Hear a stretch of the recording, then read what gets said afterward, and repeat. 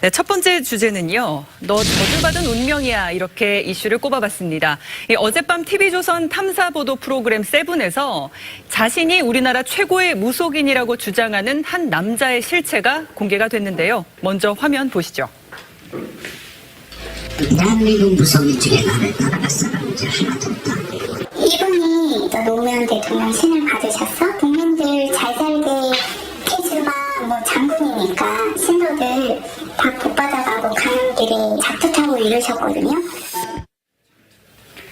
지금 노 전 대통령의 신을 받았다는 주장까지 하고 있는데 변호사님, 이 남자 무속인 정말 용한 걸까요? 작년에 한 해 수입만 60억 원을 벌었다고 하더라고요. 글쎄, 이게 지금 제가 그 법원에 있을 때도 이런 예. 무속인들이라고 그러죠. 예? 이런 분들에 대한 사건이 심심찮게 있습니다.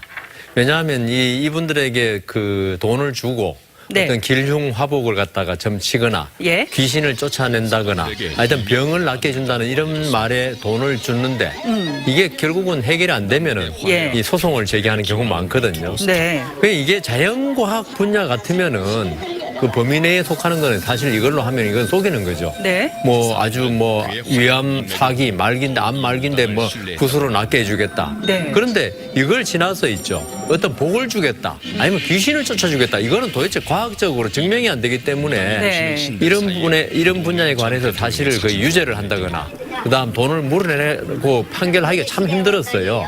그러니까 이제 이 마음이 약해진 사람들, 네. 어떤 큰 질병이라든가 사업이 계속 실패해서 마음이 약해지는 사람들에게 대해서 이 그 무속인의 말이 통하는 거죠. 마음이 약하기 때문에. 예. 지금 상당히 많은 신도들이 따랐는데 지금 어떻게 해서 이렇게 많은 신도들을 홀린 걸까요? 글쎄, 일단은 이 사람이 유튜브 안에서 굉장히 스타급 이제 동영상이 떠돌아다닌다고 합니다. 그래가지고 결국 회원 등록을 돈을 내고 이 사람의 이제 블로그에다가 회원 등록을 해가지고 여러 가지 뭐 조언을 듣기도 하고 이런 식으로 운영이 되는 것 같아요. 네. 그렇기 때문에 결국 인터넷 베이스드 돼가지고 전 세계적으로 이제 신도들이 이제 회원들이 등록을 하고 그래서 인기가 대단해졌는데요. 이 사람이 지금 알려진 가장 중대한 사유는 나라무당이다. 이래가지고 자기 PR을 하는 거죠. 그래서 뭐 나라의 앞날, 뭐 남북 화해, 통일 이런 것들을 주제로 삼다 보니까 사람들이 굉장히 어떤 주제 자체가 뭐 굉장히 거국적이고 뭐 국가적인 이런 차원에서 이제 주제들을 다루다 보니까 굉장히 관심 있어 하고 예. 이 사람에 대하여 뭐 조사도 해보고 이렇게 해가지고는 지금 그 와중에 이 사람이 또 여러 가지 종교를 섭렵을 했습니다. 기독교, 불교, 그리고는 남녀 호랭개교라는 게 있는데 이 남녀 호랭개교의 특징이 연불을 하는 것을 훈련을 많이 받는다 그래요. 그래서 지금 유튜브 안에서 이 사람이 연불하는 내용들이 이제 올라가가지고 그거를 보고 뭐 외국의 수녀님도 연락을 하고 막 그 외국의 이제 그 신도들까지 다 거느리는 이 정도로 인기가 좋은 그런 이제 인기인이라고 합니다. 예, SNS 스타 무속인이라고도 볼 수 있을 것 같은데 이 무속인이 그런데 유명 연예인 또 정치인들과의 친분을 또 굉장히 과시했더라고요. 이 부분에서 저는 이 무속인에 대해서 조금 불신감이 드는 게요. 예. 정말 본인이 신을 내려받았고 영험하다면은 그 보통 사람의 뭐 유명한 정치인이지만 자기한테는 보통 사람 아닙니까? 네. 이 사람들의 위세를 왜 이용하냐 이거죠. 자기가 영험한 그 자체로 기적을 행하고 이러면 다 올 건데 근데 이런 무속인 말고 있죠. 이 유명 정치인을 이용해서 사기를 하는 경우가 상당히 많거든요. 네. 이 사람이 그렇다는 게 아니라 예. 그렇다면 이 무속인 이분이 유명 정치인을 내세우는 건 꼭 이렇게 바람직하지 않다. 네. 그런 생각이 듭니다. 예, 이 거론된 분들이 사실이 아니라면 정말 황당할 것 같은데 그래서 제작진이 직접 물어봤습니다. 보시죠. 무당라고 계신데 박원순 시장님 이름으로 화환이 하나 왔더라고요. 네. 네네. 저희 시장님은 경사나 뭐 애사 또한 화환은 절대로 보내고 있지 않거든요. 예, 그냥 일절 안 하시기 때문에 정동현 의원님께서 보내신 건지 확인 좀 하려고 연락드렸습니다. 그건 없을 것 같아요. 저희 의원님께서는 천주교를 믿거든요. 왜 거짓말을 했냐 이렇게 좀 법적으로도 문제 삼을 수 있나요? 예, 이건 충분히 문제 삼을 수 있는 게 만일 이 무속인에게 있죠. 돈을 주거나 기부를 한 사람이 네. 그 정치인의 화한 이런 걸 보니까 참 대단한 분이구나.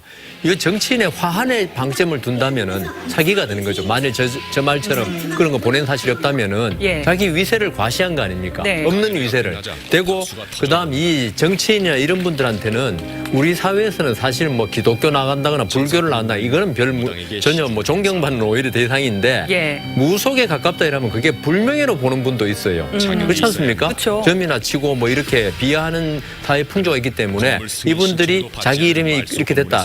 그분과 친하다. 이런 걸 알려진다면 명예훼손이 될 수 있죠. 그러니까 사기와 명예훼손 두 개 다 걸릴 수가 있습니다. 예, 그런데 또 놀라운 거는 이뿐만이 아닙니다. 이 남성은 신도들에게 욕설도 서슴지가 않았는데요. 한번 들어보시죠. 1,000만 원 시주해서 뭔 영화를 보려고? 그 못생긴 얼굴 갖고 이 얼굴에 쌍판대기다 그게 귀신 발라서 붙는 얼굴이지? 아이고 참. 근데 그래가지고 무슨 왜 기절을 한다고 그러십니까? 자기 인터부터 고치세요. 너 귀신들 같은 기사라. 악담을 들으면 자기한테 뭔가 안 좋은 일이 생길 거라는 왜 사람들이 그런 공포심이 있잖아요. 그런 걸 이용하는 것 같아요. 그런 것도. 네, 정말 다 보여드리지도 못할 만큼 심한 욕설을 내뱉는데 신도가 피해를 주장하자 지금 이 무속인의 태도가 급변한 거죠. 그렇습니다. 예. 지금 뭐 그리고는 이렇게 이제 기도를 해라, 무슨 예. 뭐 구슬해라 이럴 때도 여러 가지 협박을 했다고 합니다. 그래서 정말 심리적으로 위축이 되도록 만들어가지고 결국 그걸 빌미로 해서 그런 여러 가지 불운을 극복할 수 있는 방법으로 결국은 이제 자기한테 기도값을 내놔라 이런 거였는데요. 네. 그러다 보니까 신도들이 결국 모욕감을 느끼기는 하나 한편으로는 굉장히 뭐 저주를 하니까 이거를 어떻게든 극복을 해야 되지 않을까 이런 생각들도 해가지고 결국 그 약해진 마음을 이용을 했던 것으로 보입니다. 그래서 예. 결국 뭐 신도들 중에는 뭐 굉장히 많은 돈을 대출을 받아 가지고 이제 구술한다거나 뭐 이런 일들이 벌어지면서 결국 뭐 터무니없는 금액을 요구한 그런 이제 신도들까지 있다고 합니다. 네, 맹목적으로 무속인을 맹신했다가 이 피해를 보는 사례들이 말씀해 주신 것처럼 적지가 않은데요. 전문가의 조언을 한번 들어보겠습니다. 어떤 사람이든지 크게 결격 사유가 없는 한 국세청에 신고하면은 영업감찰이 나옵니다. 영업 사업 허가증이 나온다는 거죠. 아직까지 이 나라에는 그게 없습니다. 경력에 따라서 자기가 할 수 있고 쉽게 얘기하면 서울대학교 넣어준다고 틀림없이 넣어준다고 장담하고 구설했다면은 그건 사기가 인정됩니다. 왜 그러냐면은 신명사의 그 신이 하시는 행위에 도를 넘었습니다. 일단.